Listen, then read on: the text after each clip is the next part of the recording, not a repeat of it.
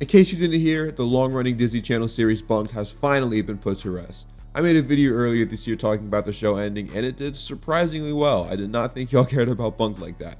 The series finale of the show aired recently on the Disney Channel, and so considering I've seen other YouTubers make videos where they watch only the first and last episode of a long-lasting series, I thought it would be funny if I did the same, but for Bunk'd, considering how many changes the show went through as it went on.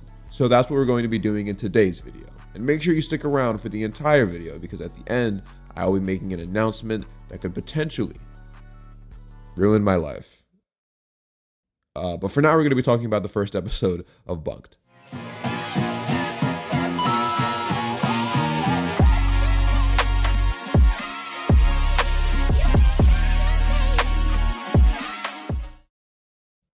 Okay, so let me just start off by saying that as of the time of me writing this video, I have only ever watched the first episode of Bunk'd. I did that as part of my research for the first video I made on this show. I never watched any other episode in full, so I truly know nothing about this show aside from the basics. The only stuff that I know is that it's a spinoff of Jesse. They kept the show going once the original cast left, and ever since then, it's just been a revolving door of characters, except for Miranda May, of course, who stayed with the show the entire time. Respect to you for chasing the bag. I don't really know anything else though. I don't even know if there's more to know about the show. I guess we'll find out in this video. So as for this episode, it is appropriately titled Welcome to Camp Kikiwaka, and it premiered on July 31st, 2015. Interestingly enough, it actually aired right after the premiere of Descendants. And I say that's interesting because fast forward 8 years later, Bunk'd is just now ending. And in that same month, we received a fourth Descendants movie, which is crazy. Disney really knows how to milk their franchises. The episode starts off with the Ross kids from Jesse, Ravi, Emma, and Zuri arriving at their new summer camp in Maine called Camp Kikiwaka. I hate that name so much. Staying true to their characterization from Jesse, Ravi and Zuri packed pretty light, but Emma, on the other hand, brought a bunch of suitcases with her. Excuse me, sir. Can you have these delivered to my room? Jeez, you don't shave your legs for 1 month and suddenly you're a sir. Yup, this is a Disney Channel sitcom, alright? Also, hey look, it's Freddie's mom. Hi, Mrs. Benson. Turns out Mrs. Kipling is there as well. That's nice. We find out that the fourth Ross kid, aka Luke, got stuck in summer school, but in real life, Cameron Boyce got booked to be on another Disney Channel show, Gamer's Guide to Pretty Much Everything. Although he does make an appearance in this show later on. That's another thing that I do know about this show. It just popped into my head. Later we find out that cell phones aren't actually allowed at camp, which makes sense, but at the same time, there's no way they kept that up for all 7 seasons, right? There's too many hijinks and plot lines that can happen with cell phones for them to just not be allowed to use them at camp. So I think they end up scrapping this idea midway through season 1. This will be my first prediction of the show, and if I'm right, I want you guys to let me know in the comments. Zuri and Emma check into their cabin, and while they're there, they meet Lou, played by Miranda May, the sole survivor of Bunk'd. She's very, but what is cool, I guess, is that she is the head counselor of the Woodchucks, and with Emma being the oldest of the Ross kids, she's actually trying to be a counselor in training, and it's not even really by choice. She goes on to explain that the only reason why she's doing it is because her mom wants her to, since she was a counselor when she was at the camp. That's the whole reason why their parents sent them there to begin with. It's where they met when they were teens, and maybe they figured that if things worked out for them, things might work out for their kids too. But from what I remember of Jesse, the Rosses were like really bad parents, so I'm not sure I trust their judgment. Lou does go on to say though that it'll be tough to live up to her mom's legacy because she was truly the counselor back in the day. Meanwhile, in the Grizzly cabin, Ravi and Mrs. Kipling meet counselor Xander and fellow camper Jorge. Jorge is like a smaller version of Woody from Sweet Life, character-wise. Like, he farts and stuff. It's kind of gross. He also believes that aliens abducted him, which at first I thought would have separated him from Woody, but then I remembered Woody actually did believe in aliens, so it works out. Later that night at a campfire, Emma and Xander lock eyes, and yeah, even if I hadn't already watched this episode earlier in the year, I would have definitely been able to predict that that would happen. Do I think they become a couple though? Well, from what I've seen from Xander, he seems kind of, how do you say, stupid. So generally, those kind of characters don't really have long-lasting relationships in shows like this. I'm willing to bet that maybe there's like a 3-episode arc where they kind of date, but considering he, like everyone else, leaves the show, it's not that big of a plot point, and they mainly just crush on each other. If I'm right, let me know in the comments. Kiki Waka! Kiki Waka! Kiki Waka! Whoa, what kind of cult stuff is this? Nah, bro, I'm out. Y'all can have that. Okay, this is a cult. Taxi! Exactly, Ravi. I'm with you. So apparently this camp is named after some beast that roams the area or something. And as a result, Zuri asks another character named Tiffany if she's scared of the Kikiwaka, but she says nothing is more scary than her mom if she doesn't get an A. It's also worth pointing out that a character named Hazel, who's also a counselor, has a crush on Xander as well. So I'm sure we're gonna get some high quality Disney Channel love triangle content from this. Oh yes. The next day, all the cabins compete in an obstacle course for a pizza party, and Ravi, being the unathletic person he is struggling hard, which is only hurting his cabin's chance at winning. Meanwhile, Zuri and the Woodchucks are doing pretty well, but Tiffany starts tweaking because they're prioritizing fun over winning. Tiffany, it's just a game. Who cares? I care, because if we don't win Best Cabin, then I can win Best Camper. And if I don't win Best Camper, I won't get into Harvard, which means I won't get into Harvard Medical School, which means I'll never become a top doctor, Which will kill my mother. Do you want to kill my mother? I mean, if it would get you to stop complaining, then yeah, sure, I don't care if she dies. Let it die, let it shrivel up. I really don't like this Tiffany character, and it has nothing to do with the actress or anything. It's just every single line that she has is about her mom stressing over her getting good grades. That's her entire character so far. They better not have kept this up for the entire show, bruh. Throughout the day, Emma is getting heckled by Hazel thanks to their shared interest in Xander, which ironically is just making him pay even less attention to her and more attention to Emma. Despite this though, Emma gets upset over how her time at camp has been going so far, and she doubts if she'll ever be as good as her mom. Her spirits end up getting lifted though when Xander sends her a note inviting her to the spot, which Lou reveals is where all the teens go to, you know. Get electrocuted? That's actually pretty funny. First good joke in this entire episode so far. You can't sneak out. That could give our cabin demerits. So? So that goes on my permanent record. I can't stand it anymore. Emma tries to find the spot and Zuri tags along so she's not left in the cabin with Tiffany. Along the way, they find a giant footprint. Here is some sort of animal or creature growling. Oh no, I'm so curious as to what this is. Is it the Kikiwaka, or is it just a prank to embarrass Emma even more?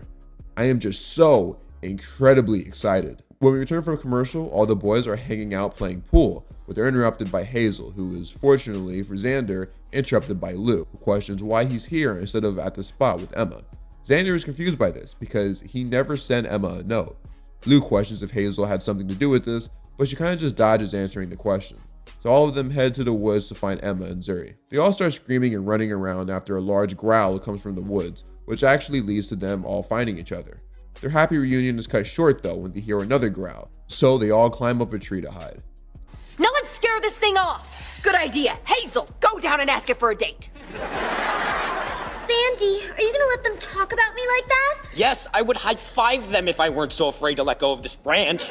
You know what? This was a good set of jokes right here. That actually made me laugh. Maybe not laugh, but like, you know that thing when air blows out of your nostrils? Yeah, that. Using a mix of bravery, Tiffany's horrible violin playing, and Jorge's nasty smelling farts, they try to scare off the creature.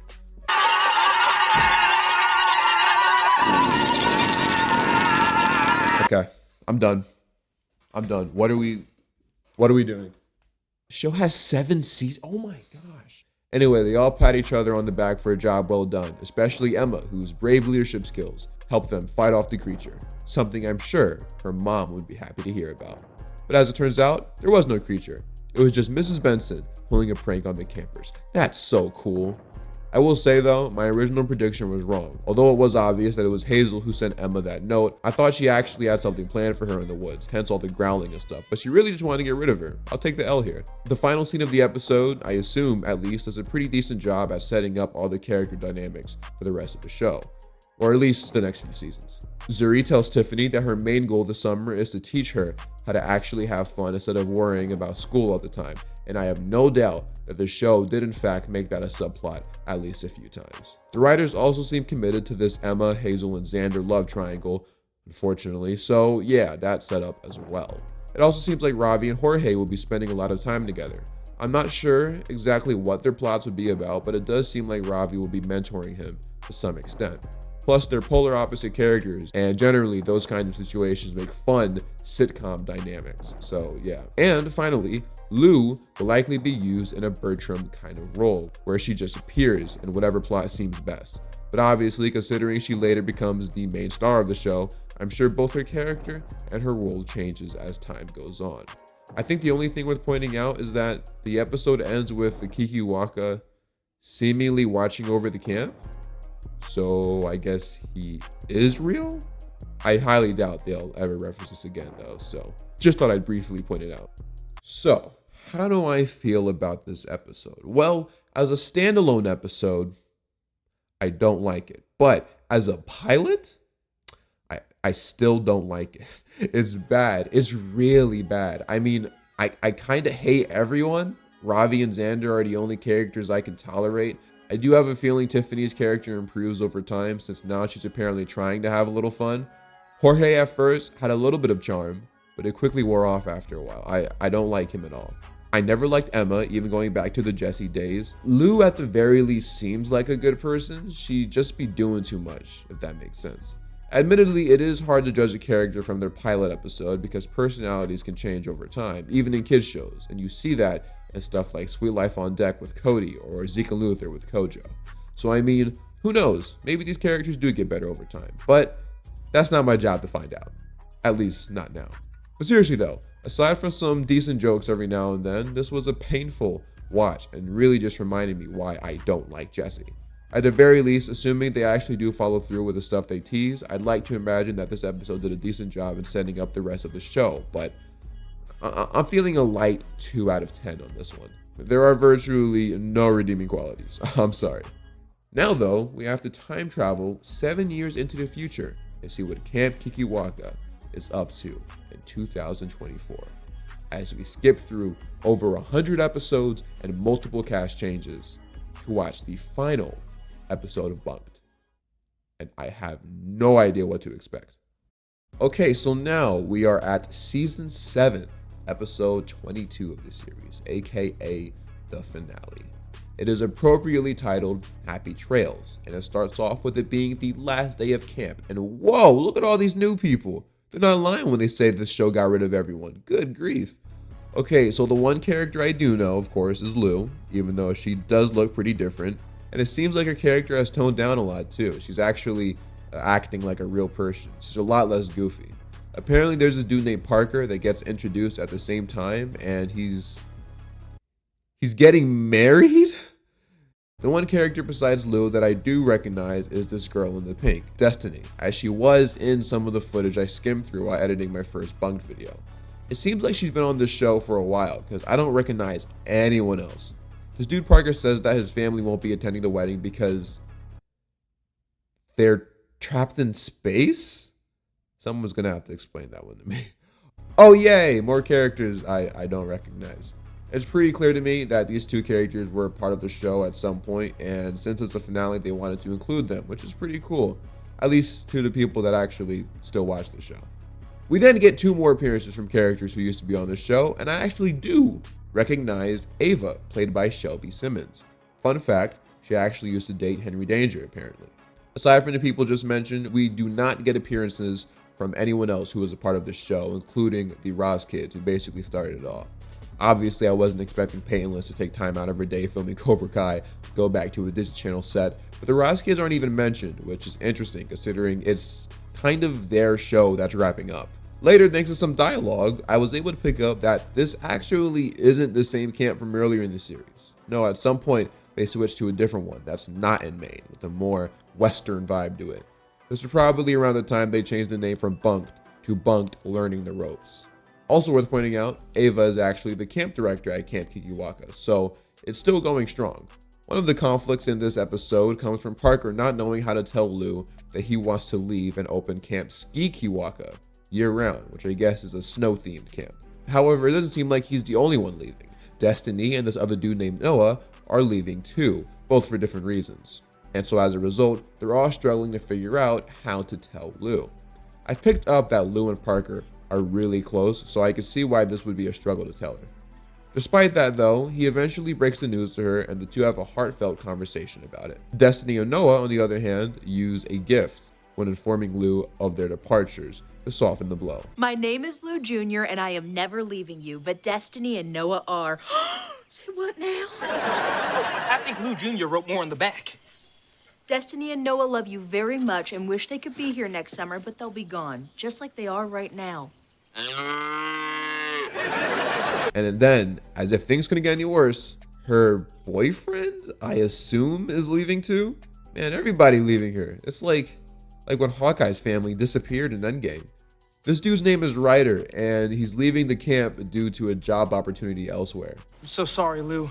They're sending a helicopter right now to take me to Twin Cheeks Airport since our... Did this dude just say Twin Cheeks? Meanwhile, in one of the other plots, a bunch of the past and present campers try to figure out what to get Parker and his fiancée Victoria for their wedding gift. After looking through their registry, they realized nobody got them the blender they wanted, so a couple of them made one. Surely, this won't go wrong in any way, shape, or form. A few moments later. Ah, good old Disney Channel hijinks. Glad to see they're still sticking with the classics. While all that is going on, some of the new campers are giving the older ones a tour of the new place. Eventually, they go on the tram, where they spot a dejected Lou. She's a bit sad because ever since she's been at camp, everyone around her ends up leaving. This is actually really interesting to me because I didn't expect them to acknowledge the revolving door cast. She mentions how it's tough, always being the one who's left behind. For once, she just wants someone to stay put. Unfortunately for her, it seems like she has the ability to manifest things into existence because right after she says that, the tram actually stops, causing all of them to stay put. There isn't a single worse day this could have happened though, because they all have a wedding to attend. And with no cell phone reception, it's going to be a struggle to get any help. Time is of the essence though, because the cable holding the tram is becoming more and more unstable. Back at the camp, they're preparing for Parker and Victoria's wedding, but the gang realizes that Lou is missing, and the wedding can't go on without her because Lou is not only Parker's best friend, but also his best man, or woman. Eventually though, the gang stuck in the tram hear a helicopter from above, and it's none other than... Who's this dude again? Ryder! Yay, Ryder! He apologizes to Lou for leaving and says that he isn't going anywhere from now on. He's gonna stay right here with her in Dusty Tush. That's the name of the camp, I guess. He was on his way to his new job when he saw them dangling, so he figured it would be Lou and the campers because, well, they are Disney Channel protagonists, and that's just kind of what happens. They all used a ladder to climb back up to the helicopter so they can arrive at the wedding and support Parker. Victoria starts walking down the aisle, but right before she gets too far, Lou, Ryder, and everyone else run in. Oh my goodness, it means so much to me that Parker has such great friends. Can I finish walking down the aisle now? Nah, facts. Y'all came in and made it all about yourselves. What is this, Girl Meets World? Anyway, they go to do some vows and then kiss and stuff. Yay, congratulations. Well, at least somebody in the Jessie franchise got married. After the wedding, Parker and Victoria give a speech thanking all of them and celebrating the last day of camp. And hold on, can we just acknowledge how swagged out this dude in the back is? He should get a spin-off next. Everyone starts reminiscing about the memories they had from camp, and I guess it's a cool scene, but I don't really know who these people are. A lot of them are thanking Lou specifically for helping them change who they are for the better. Then they all do a group hug, and I kid you not, everybody just starts dancing. And at first I thought it was kind of cringe, not gonna lie. But then Parker and Victoria start going crazy, man, look.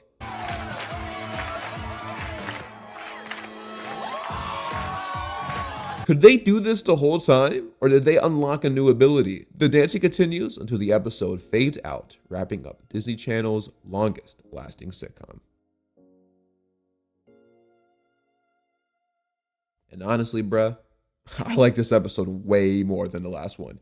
It's funny seeing people say that the show should have ended after the Ross kids left, and I know I have a small sample size for both eras of the show, but I do think having no nostalgia for the earlier episodes helped me going through the final one with less of a bias. I don't think this episode was great or anything, but it was entertaining. I didn't cringe as much as the first episode. One thing I noticed is that the show was way less mean-spirited. A lot of Bunk'd and even Jessie's humor relied on making mean-spirited jokes about other people, and it got annoying really quickly. This one though, although also not very funny, was at least wholesome to watch. It still had a lot of generic Disney Channel sitcom traits that have been used for the past 20 years or so, but that's to be expected. I feel like the episode that I saw earlier was a tier or two below standard Disney Channel stuff. Like, really? Fart jokes? The characters this time around, even though I forgot most of their names, were also more likable as well, in my opinion. Even Lou matured a lot, which makes sense, because Miranda May is in her late 20s, and you cannot have her acting like how she did in the original few seasons. I know I saw that some people were disappointed by the lack of mention of the Ross kids, but I don't really blame them. You know, it's probably kids watching this episode that I haven't even seen the original 3 seasons of the show because of how long it lasted. So, I mean, hey, I can't really speak on how this episode is as a finale because I've only seen 2 episodes of the show, so I'm not going to sit here and make something up. But I do think this episode is like a light 6. It's a pretty average episode of a Disney sitcom, whereas in my opinion, the one from earlier is below average. They could have definitely done better. Now look, I understand that I've only seen 2 episodes. I'm not saying that the latter half of Bunk'd is better than the earlier half. They're just 2 episodes. It doesn't mean that. There's only one way for someone like me to really come to a conclusion on which era of the show was better. And that's to watch every episode and make a video on it. So, I will make a deal with you guys. My last Bunk'd video did insanely well. So, if this video gets to 450k views by the end of the year, I promise I will make a Bunk'd retrospective. Now, you guys are probably like, 450,000 views? What? That's a lot. There's no way. This show has 109 episodes and 7 seasons, and it's probably not even all that good. I need to know that people out there want me to talk about Bunk'd. And if you do, then I'll deliver. I got you. But until then, don't forget to like the video and subscribe if you're new.